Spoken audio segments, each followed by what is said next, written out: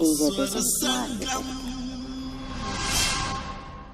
अभी आप सुन रहे हैं सुर संगम स्टूडियो भागलपुर के माध्यम से रतन पंजार के स्वर में एक देवी गीत,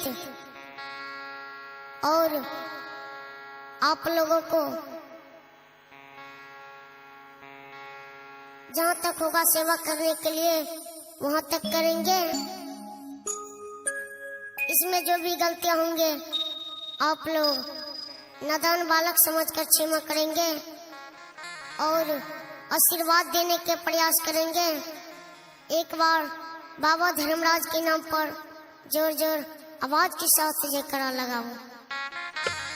बोलो बोलो दाता धर्मराज की जय, पवन सूत हनुमान की जय, नगर बस्ती समाज की जय, यही ठाम की जय, जय जय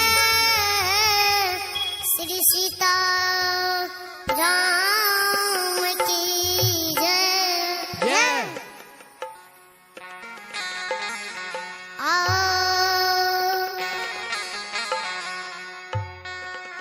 एक दुखिया सेवक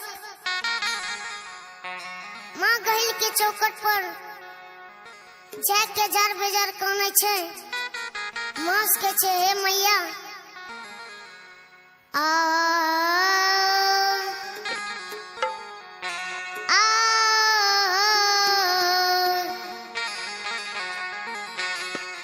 ओगे घर नैया, ओगे घर नैया खरची गए